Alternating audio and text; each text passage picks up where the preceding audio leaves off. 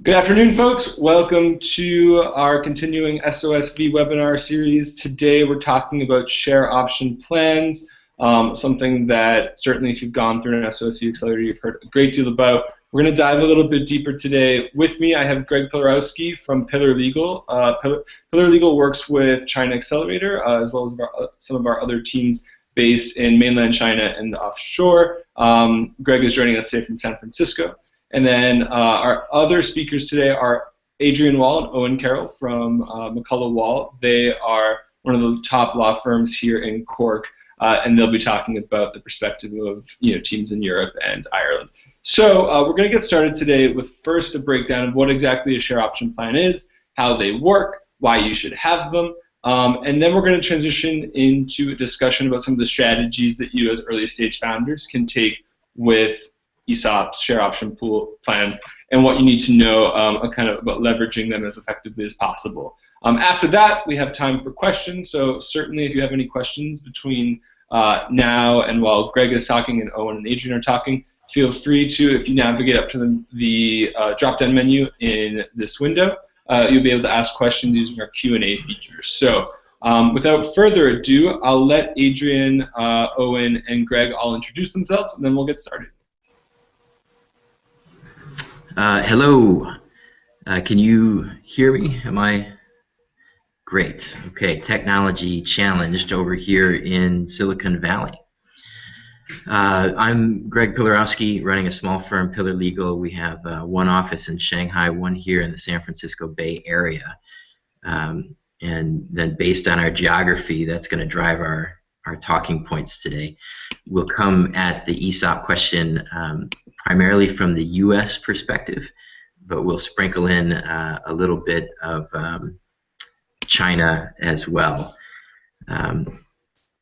First, just jumping right in to the importance of ESOPs. Well, actually, how about we just have Adrian and Owen say hi as well? Yes, of course. Good afternoon, everyone. My name is Adrian Wall. I'm a partner at McCullagh Wall, based here in Cork in Ireland, and beside me is my colleague Owen Carroll.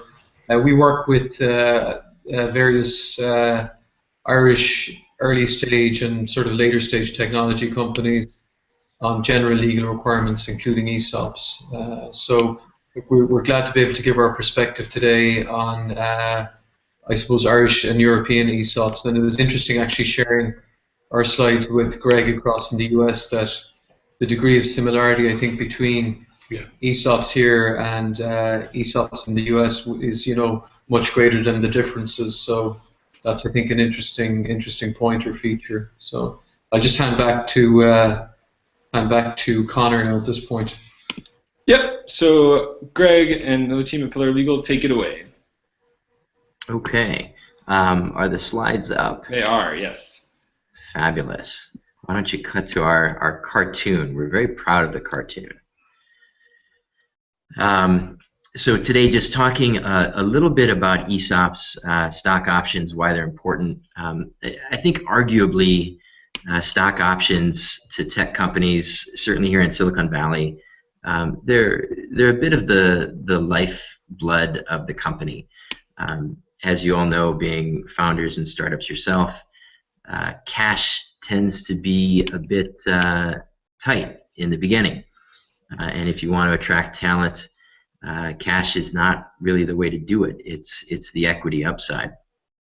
So the use of stock options, one could argue, is what built a lot of the success here in Silicon Valley. It attracts very good, experienced people to young startups that otherwise wouldn't be able to pull them in. And it's also, of course, led to a great deal of wealth here in Silicon Valley for those early stage employees, and has driven up housing costs around here to incredible numbers. So stock options, very important to everything that happens over here in the Bay Area. Now, what... let's see, why don't we drop down to the next slide there, Connor. I wanted to talk a little bit about the different types of awards, because there's an important distinction here between stock options and restricted shares, at least in the U.S. context. Now, the stock option, it's a right to buy stock of the company at a fixed price. And that's different from restricted shares. Restricted shares are shares of the company that the grantee actually holds, but they're subject to vesting. So if somebody leaves early, then the company buys them back. Now today we're talking primarily about stock options, and that's what is normally used, at least over here in the U.S., for employees. The restricted stock in the U.S. tends to be used primarily for founders and the very, very early members of the company, and then things shift over to stock options later for the rest of the team. That's driven by tax considerations that I won't dive into today, but just keep that distinction in mind between the stock option and the restricted stock. And Connor, I think we could drop down to the next slide. Now, it's helpful in the U.S. context, at least, to get an ESOP plan established as early as possible. Why is that? The strike price or the exercise price for those stock options in the U.S. is driven by the value of the underlying stock. So at the time that a stock option is granted, the exercise price for that option, it needs to be the fair market value at the time of grant. As a result, getting an ESOP up and running as quickly as you can while the company is still at a lower valuation is quite helpful, because the lower the exercise price on an option, the more attractive those options are to talented employees.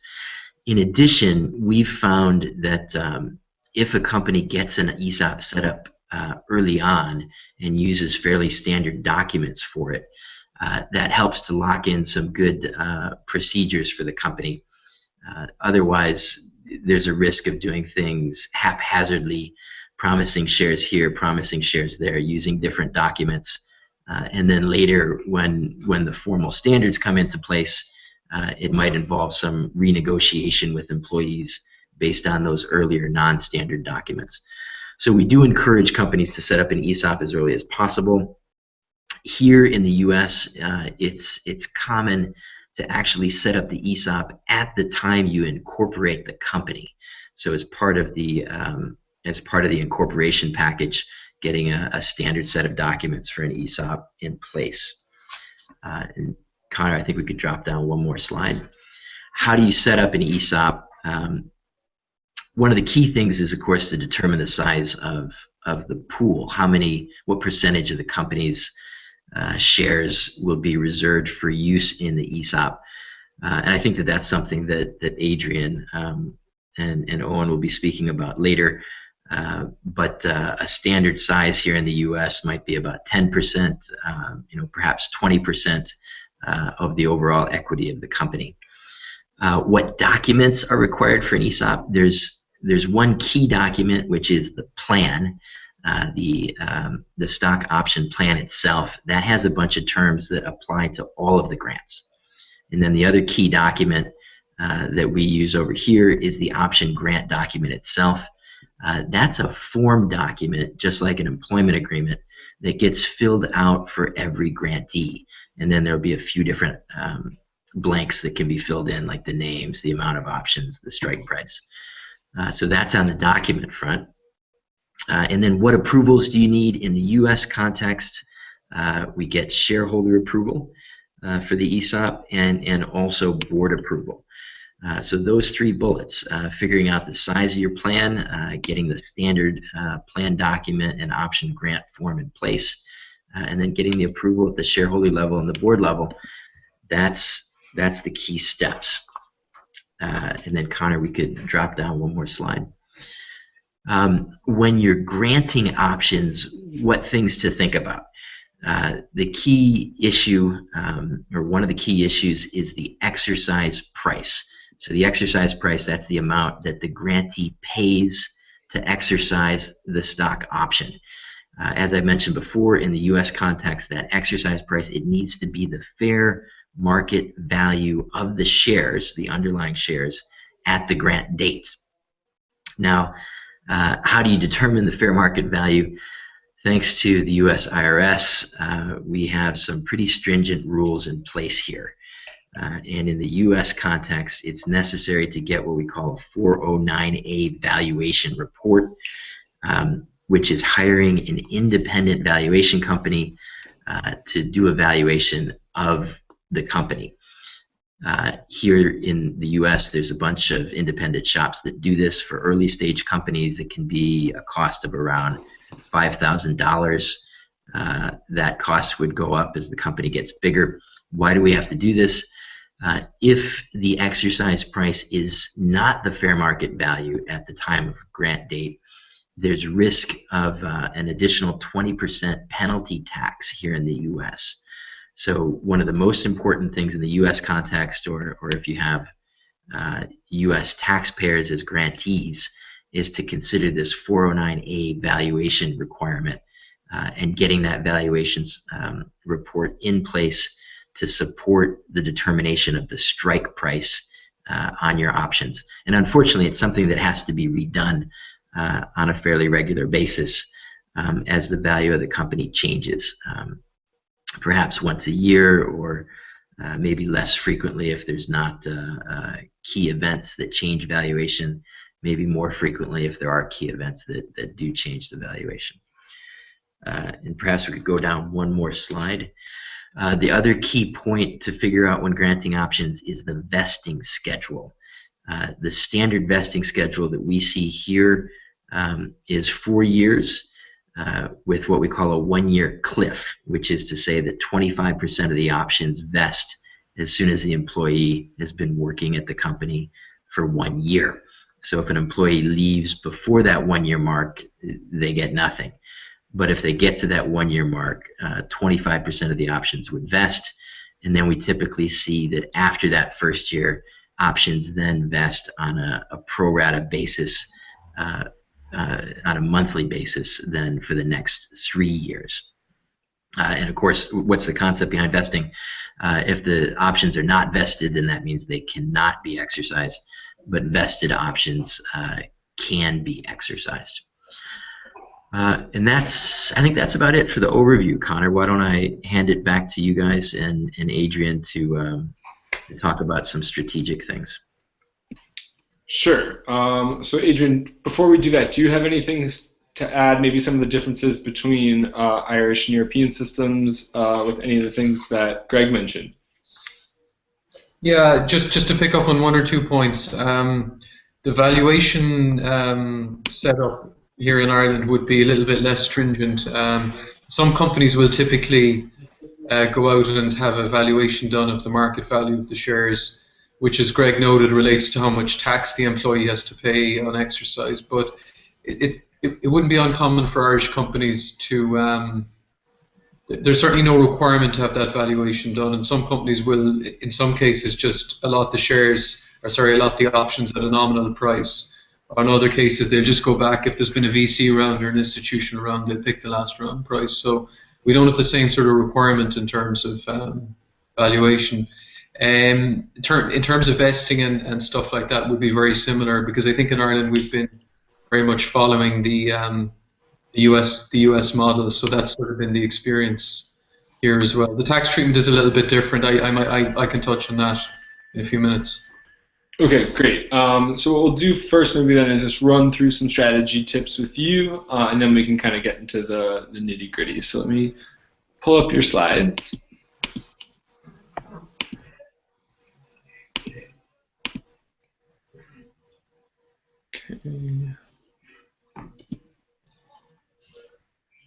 Take it away. Thanks, Connor. So this is just to dive a little bit deeper into, I suppose, just following on from Greg's overview, just to dive a little bit deeper into some of the, I suppose, the strategic aspects to be aware of in relation to ESOPs and the kind of things for founders to think about in implementing them, and also, you know, just to give a few sort of tips and in terms of traps that we have found clients falling into, things to watch out for. I suppose the first point to make is just in relation to strategy.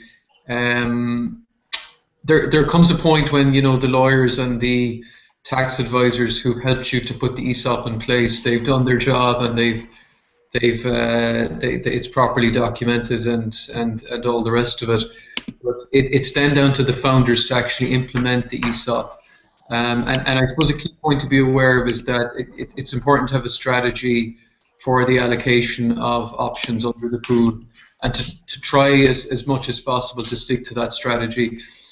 Like share option schemes will run for many years, in some cases sort of 7-10 years of a life cycle. The vesting will typically be, as Greg noted, over 4 years. So they do last for quite some time, and things change during that time as well. So I think it's important for founders to have a clear plan and a clear strategy for granting options, because the option pool is a limited size. If the company is growing and doing well, the company will be attracting more employees. So keeping a clear strategy is very important. You can just jump on to the next slide there, Connor. Yeah, so as Greg noted, he mentioned sort of 10%, not being uncommon in the States, maybe up to 20. That it would be, I think, similar here in Ireland. Point to be aware of is that the option pool is limited; it's finite. So whatever the size of the pool is, that is effectively the limit. If there's a VC round or a later financing round, it may or may not be replenished. So there's no guarantee that the option pool is necessarily going to grow. And as I mentioned a minute ago, there may be more employees, more senior hires who will be looking for options. So it's finite, it's limited, and that's just I suppose a key point to be aware of. Okay. So yeah, just in terms of the grant strategy, I mean, options are, I suppose, very important in terms of attracting key hires and encouraging them to, stay with the company, feel like they're, I suppose, part of the company's ownership, along with the founders. Early promises can be something that, a trap that founders fall into, that, often the people who are with the founders at an early stage and are putting blood, sweat and tears into the company's development. There's often, budgets are tight, there's often not enough cash to reward people. And I know it's difficult, we act for lots of founders, it's a difficult situation, but founders need to be, I suppose, careful enough not to sort of overpromise people who are involved in the company at an early stage that they're going to be getting a load of share options. Some companies I've seen have developed formulae for granting options and tying into things like seniority, past experience, creativity, leadership, level of contribution, and like all of these things, it's useful to speak with other companies who are in the same boat as you, just to get a sense of how they've handled the grant of options and allocation of options amongst staff. Okay, so just skipping on to the next slide.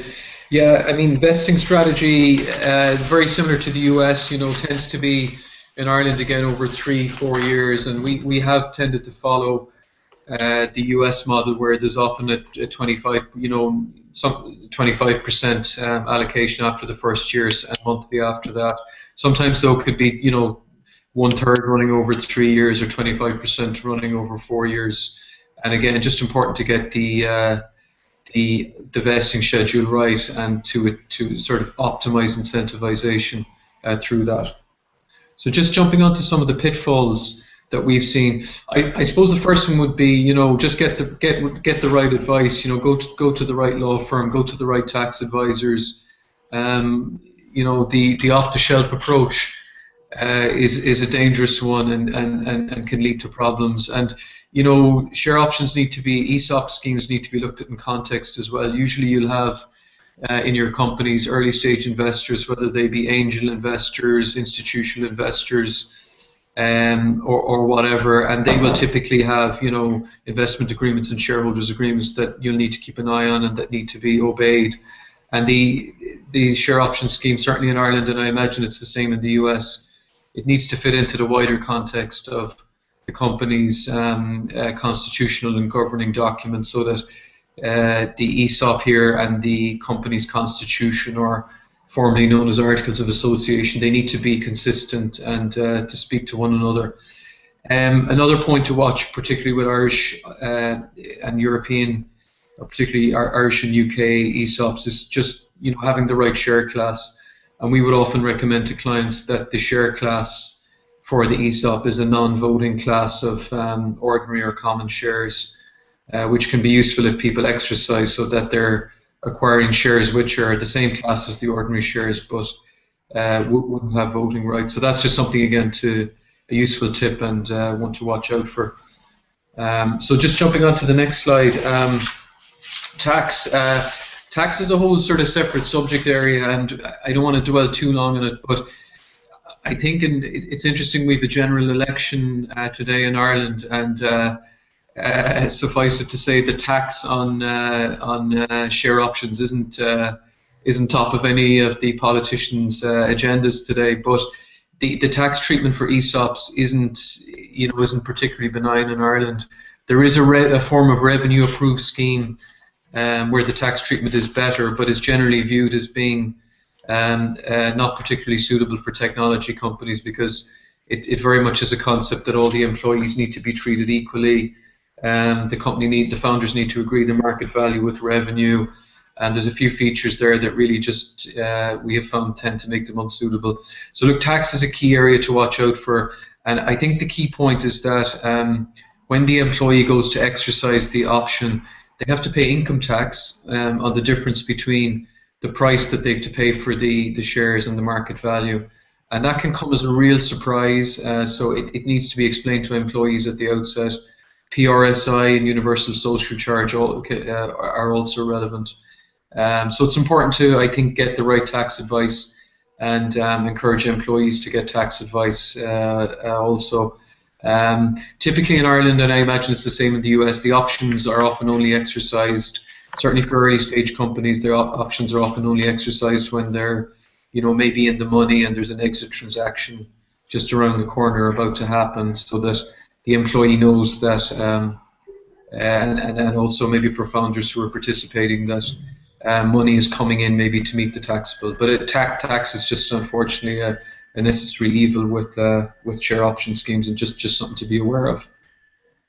So just jumping on to the next slide, I mentioned earlier failure to deal with prior promises. Again, look, this is something that founders, unfortunately, in the early stages, it's a trap that people can fall into, and making promises, and it can lead to legal issues at a later stage. So just something to watch out for. Administration is very important. It's very useful in your organization, and I know it's difficult if you're an early stage founder, because you're trying to keep all the plates spinning and keep everything going. But administration is really, we have found, very important in share option schemes. So a lot of it is the boring stuff around having the paperwork right, and typically the option scheme that you get from your lawyers will have a set of schedules at the back with the option grant documentation that's given to the option holder, the stuff they need to send back in to get their option cert, and the exercise documentation. But we found many cases where that's been lost or mislaid, and it causes problems then on a due diligence. So you need a very good administrator to get the paperwork right. In terms of the second last of the pitfalls, I should say, lever is a key area. And look, again, we could dive very deep into this, and I'm just going to mention that at a very high level. But this is really, there are all sorts of circumstances in which one of your employees or one of your option holders might no longer be with your company. It could range from leaving the company voluntarily. It could be a situation where they run off with one of your competitors. It could be illness or death, and we find that it's one of the areas of most debate when we're preparing option schemes for clients, how all those situations are dealt with. I would say, by and large, in Ireland, that options that are unvested tend to lapse if someone leaves. That's not always the case, but I would say it's mostly the case, whereas vested options can be a little bit different because obviously the employees sort of earn those, and you need to think about the exercised option then as effectively translating into a share, and maybe the company's constitutional documents have provisions around those shares being offered back to the company if the individual leaves. So that's an area, Greg touched on it, in terms of the difference between in the States, the straightforward options and the restricted shares. A little bit different here, but the whole lever concept is important. Exit is, again, a key provision in the ESOP document, and I suppose what I would say on that is that it's important for the board of the company, the board of directors, to have the ability to, I guess, control that situation as much as possible. And effectively, what you don't want is people sitting out there with vested options who aren't exercising them. You just need everything to be tidy and clean in an exit, and to be able to, I suppose, get the staff to either exercise or maybe accept options in the buyer entity if that's what the transaction setup is. So just jumping on to the last of the, I suppose, the traps to watch out for, the nasties. There are some filing requirements in some jurisdictions, not really an issue in Ireland, but it's just something to be aware of. I mentioned tax being the key area, and usually your advisors will kind of produce a Q&A document for you, which you should be able to hand out to the the participants in the scheme, to give them kind of an overview of what it means to participate and what the regulatory requirements are. Just to touch then on disclosure requirements, generally speaking in Ireland the option scheme is private. It's a private document. It's not filed anywhere. The fact that there are option holders isn't public, but it's slightly different with company directors. So if you're an officer of the company, there may be requirements to disclose the holding of the options in the company's accounts. So that's just something to mention. So look, I hope that was helpful. We just went a little bit deeper there into some of the points, and I'll just maybe unless Owen, my colleague, has anything to add at this point, I'll just pass back to Conor. Great. Well, thank you both, all of you folks. What we'll do now is return to questions. We have the Q&A feature up and running, so if anyone wants to submit a question, we already have a couple. We'll get to those. So first, I'll just give Greg, if you have if you need anything to add that kind of struck you during the strategy portion, feel free to just share that out now. Otherwise, we can just jump into questions. There was one thing that I wanted to mention on the strike price, exercise price discussion. So in the U.S. context, as I had said, the 409A valuation is a key issue. But then shifting across the Pacific over to China and the practice there, I think that's a bit more similar to what's happening in Ireland. There's no valuation requirement. And what the investors tend to require over there in China is to have the strike price be equal to the purchase price in a recent financing round. Now, if people tried to do that here in Silicon Valley, it wouldn't get a lot of traction. Why? In the financing rounds, folks are generally putting in money to buy preferred shares. And those preferred shares have a number of special rights, including liquidation preferences, anti-dilution rights, what have you. One argument for those rights is to protect investors. Another argument for those rights is to draw a distinction between the value of preferred shares and common shares. And so the practice here in Silicon Valley is that the financing round price for preferred shares tends to be considerably higher than the strike price on the options for employees. And that's one of the things that helps to incentivize employees here. So this discussion of what is the exercise price on the options tends to be a very important discussion. Perfect. Okay, so we'll just dive into general questions. We have one here from Steve Geary, who I happen to know is based in Ireland.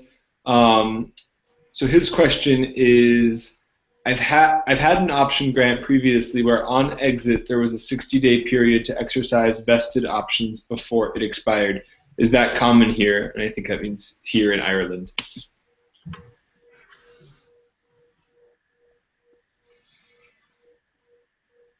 Sorry, Connor, would you mind repeating that question? Sure. So Steve's question is, I've had an option grant previously where on exit there was a 60-day period to exercise vested options before it expired. Is that common? Yeah, it is common, although it depends on which side you're looking at this from, whether it's from the point of view of the option holder or the founders. But I would certainly say from the point of view of the company or the founders, it's best if it's all dealt with prior to the exit completing, because you want to be able to do a tidy exit. So typically there's a sort of a window before the exit completes where the board of the company can go around to the option holders and get a process in place for them to exercise. So yeah, I mean, exercise around an exit is common, but in my experience, it would typically happen, you know, just prior to, but subject to completion of the transaction. Perfect. One topic I would like to also explore, that I have a couple of questions about, has to just do with tax and being as tax efficient as possible. Actually, Connor, before I jump in, before you move on, maybe I should add something here, because I think that the question was focused on when the employee leaves the company, right, as opposed to when the company's sold. Right. That was the focus. Okay, so that's also a standard here in the U.S. is that when an employee leaves the company, they generally have a limited period of time in which to exercise that option. That standard is actually driven here in part by some tax requirements about incentive stock options, and I think that standard has tended to be exported to other jurisdictions. So you'll often see a 30-day requirement or a 60-day requirement after you leave the company to exercise. Now, we see people exercising here in the U.S. where they actually go out of pocket to put money into the company to exercise their options when they leave. Interestingly enough, we almost never see that happen in China, and I think it's just a trust factor over there where an exiting employee often doesn't want to hand his boss some money on the way out the door. Got it. Great. Cool. So, and folks, just be sure, you know, if you're not familiar with Google Hangouts, just be sure to open up the drop-down menu towards the top of your screen, and you can submit questions. But one that I had was just going back to the question of tax, and both for the U.S. and Ireland, what are some of the major, and you both touched upon it briefly, what are some of the major concerns that founders should have, both when setting up an ESOP pool as well as offering incentives to their employees? What are some of the kind of the major bullet points in terms of things you just need to know about taxation and how that will affect you and your employees? Maybe we can start with you, Greg. Sure. In the U.S. context, as I mentioned at the start, it's important to draw a distinction between stock options and restricted shares. So the restricted shares, they are taxed at vesting. So you know, that tax would hit right at the first year, at the first cliff, and then monthly thereafter. And the tax would be the difference between the price paid for the shares and the value at vesting. So that's the restricted stock context. We have an 83B election that allows that tax to be moved forward to right when you receive the restricted shares, and that helps to reduce the tax burden a lot. But that's the tax situation for the founders and for their restricted shares. Now for employees and the stock options, it's a different arrangement. There's no tax at grant, and there's no tax at vesting, but generally the tax would hit at the time that someone exercises the stock option. That's helpful because, as Adrian was mentioning, in early stage companies, often nobody exercises until there's a liquidity event. because it's if you're still at the company and you're not forced to exercise, you don't want to, because if you exercise, then you've got to pay the tax, but there might not be any money from selling shares to actually pay that tax. Now, we do have two different types of options in the U.S. Incentive stock options called ISOs, or the non-qualified stock options, and the tax treatment for the two are different. The incentive stock options, if you exercise and hold the shares for a year, then you can get capital gains taxation rates as opposed to ordinary income taxation rates. And the capital gains tax rates are lower than ordinary income. The ISOs are subject to a lot of restrictions, but that holding period is one of the most important ones, because while you're holding that shares, the value of the shares could go down, whereas some of your tax consequences would be locked in through an alternative minimum tax at the time of exercise. So I'm not a big fan of ISOs. I think that there's a lot of risk with them. But it is something that that's available here in the U.S. context. Mm-hmm. Adrian and Owen, do you have any thoughts on tax? What folks need to know? What are some of the common issues that you see people coming into? I know you mentioned a few of them in your pitfalls, but maybe if Greg has triggered any more that you can think of. Yeah, sure. I guess one point to be aware of that's different between Ireland and the States, and this is that there can be a tax here in Ireland on the grant of share options. So that's just something to watch out for. It only applies, though, if the option is capable of being exercised more than 7 years after grant. So as long as the options that are given out have to be exercised within 7 years, and usually they would be, that tax doesn't apply. But it's just something to be aware of with a scheme set up for an Irish company under Irish law, that the options, there is some magic around the 7 years in Ireland. We have actually found clients coming back to us now recently enough where they have schemes in place for a long time and people haven't exercised and they've gone over the 7 years. They've got to kind of re-green the scheme or reopen the scheme. But that's just something to be aware of. Again, in Ireland, similar in certain respects to what Greg mentioned, there's no tax on the vesting, but the main tax charge is on the exercise. So once you exercise the option and pay for the shares, there's a tax, and it's the difference between the market value of the shares at that point in time and the strike price. And there's also then a tax when you go to sell the shares, so there's a capital gains tax. Now you can set the income tax off against the capital gains tax, so there's a kind of a netting of one off the other. But yeah, like as I generally mentioned, there's no particular tax efficiency or good tax treatment for the type of scheme in Ireland that's common with companies. There are some more tax efficient ideas around and plans, and they were more frequently used years ago, but they've become less common. But they're still there and still worth exploring. It's something I would say to founders, still worth exploring with your advisors. Perfect. Another question we have is about levers, and you talked a little bit about this, Adrian, but what are some of the big issues when someone leaves the company, as perhaps a co-founder? What happens to their shares? What happens to an employee? It sounds like it's much more straightforward when an employee leaves. But what are some of the issues around that? We frequently advise all of our teams to, have a founder's agreement in place, understand that, sometimes the magic and the love doesn't carry on forever. But in the case of a, let's say, less than ideal breakup, what happens to a founder, maybe if they haven't invested yet, if there was some provision in place around investing, what happens to their stock?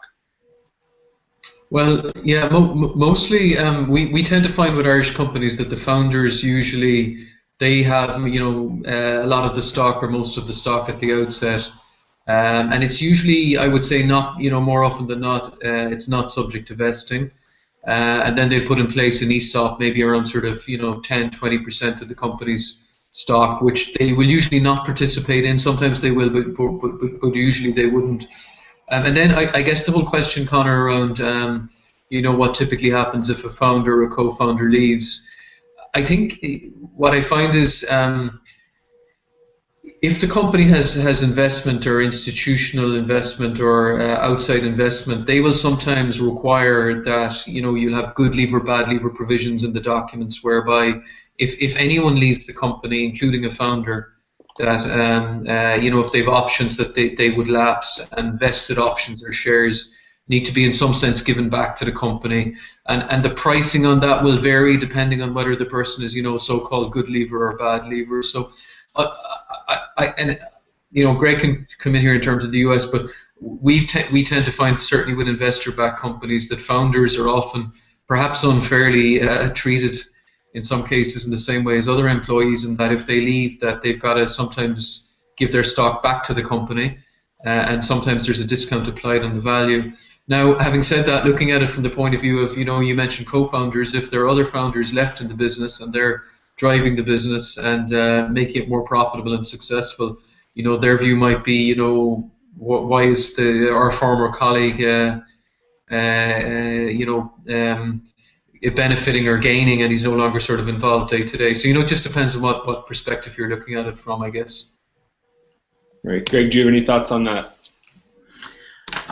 Yes, in terms of buyback provisions, good leaver, bad leaver, the company having the ability to buy back shares based on that basis, including vesting shares. I don't actually see that very often here in Silicon Valley. What we tend to see with founders, and I should reiterate, of course, now we're outside of the ESOP context. Right. So now we're talking about founder shares, which tend to be restricted shares here, meaning that as soon as if there's two founders or more, we tend to see companies put vesting on those founding shares. Why? Because if one of the founders leaves you want to be able to buy back the shares. If institutional money comes in, they generally impose vesting on the founder shares as well. So it's normally a vesting mechanism that's used here, and then vested shares generally the founder would keep when he leaves or is forced out, but unvested shares the company would automatically buy back at the original purchase price, which tends to be very low. Cool. We have another question now about, and I think it's going to be a bit of a weedsy one, but about international teams. So we have a lot of situations, especially in our portfolio, where founders will set up shop in the US, but they might hire folks on the ground in China. Folks in Ireland might hire folks in the US. And we have a lot of kind of transatlantic, transpacific relationships going on. How do things work? What do you need to know about issuing stock, for example, to as American founders to someone in China? What should teams know there? Or Americans who are issued stock by an Irish company, what are some of the configurations that need to be in place for that to work? What are some of kind of the key provisions to understand there? Maybe Adrian and Owen, if you want to take a bite out of that. Yeah, I guess it probably largely depends on where the staff are based. I think, Connor, that if you're talking about sort of U.S. staff or U.S. people in the company, it probably makes a lot more sense to, if possible, grant options out of a U.S. company rather than an Irish company. They'll have a better feel for it, a better understanding for it. It is one of the tricky things about share options, that where you have a company that has got staff in different places, they'll have a cultural feel and understanding for wherever they're from and what the shares actually translate into or mean almost in their home place. And that can be tricky because it's often the parent company in the group. If you've got a group of companies where the value is, where the investors have gone in, and they're often reluctant for options to be doled out in subsidiaries, because it just gets sort of messy in terms of the corporate structure. All right. Go ahead, Greg. Let me jump in here. I think that this is really challenging because, as we can see coming out from this webinar, there's some special rules in Ireland. There's some special rules in China. There's some special rules in the United States. The other 200 odd countries around the world probably also have some special rules. And so very large multinationals, they do this, and they'll have equity compensation plans that cross borders, but they have to hire big law firms or different law firms to be able to figure out what are those local considerations. For a startup, that's just not really a practical option. So I would be very hesitant as a startup to start crossing international borders with equity compensation. If there was a shortcut for it, somebody was really keen to it, perhaps there would be a way to paper over it as some kind of bonus program that is designed to replicate the value of a stock option. But even there, though, there could be local tax implications. So I think that this is a tricky area, and one where I think you'd want to proceed with caution. Right. So not something to just casually dole out as a founder. It's probably something you'd need an attorney or some solid legal counsel on, it sounds like. Yeah, I would worry about it because it's the unknown problem. Who knows what the rules in Sweden are? So that's what the risk is. Okay. I think another thing I'm curious about is the relationship between milestones and vesting. Often there's a time milestone, but can there be performance milestones for vesting? What do you need to know if you're a founder about issuing shares from an ESOP pool to employees based on performance? Is that something that's complicated? Is that straightforward? Am I overthinking that? What do you think? Should I jump in here, or Adrian, do you want to go? So I used to be the general counsel for a publicly listed company on NASDAQ, and we did explore the possibility of having performance metrics. What we discovered was that it's something that takes a lot of time. So this would be an HR very intensive thing to figure out what those performance metrics are, how they're going to be measured. Can they be done objectively, or is this going to be subjective? And I think based on my experience working with a lot of startups, so that was a public company, big investment on the HR front, but working with startups, there tends to be so many things going on, and just never enough time to get everything done. I would think that going into performance metrics would be an unnecessary distraction. I think keeping things simple at the startup stage is the way to go, and time vesting is the simple way. You don't have to do anything special. Take the standard docs. What do you think about that, Adrian and Owen? Yeah, I would tend to agree with that, Connor and Greg. Yeah, I mean, we would, more often than not, it would be sort of customary here to follow a time vesting process, and exactly for the reason I think Greg outlined there, that it's very difficult, and you get into, in most in early stage companies, the staff tend to work very closely together, and you get into sort of inequality, and you can create tensions among staff as well quite easily. It might be suitable if you've got a bunch of the team working on a particular project, like a coding project or something like that, and you wanted to have it done within a particular time period and to make a reward based on that. But generally, I'm inclined to agree with Greg that simplicity is best. Cool. I mean, are there any triggers that accelerate vesting outside of performance, of course? Is there any other way to speed up that vesting process? Things that we should know about that? In the U.S. context, in the standard documents that we prepare for startups, there are a few triggers for acceleration. Our triggers that we recommend are all associated with M&A exits. Okay. So 3 different ones. One trigger is if there is an M&A exit, so somebody buys out the company, and the acquirer does not assume the existing ESOP plan, carry it over, or replace it with something similar. So in that context, the options would accelerate to ensure that the grantees get the value of what they've been granted. Now, normally in the M&A context, something would be negotiated to not have that outcome, but that's baked into our documents to protect the employees.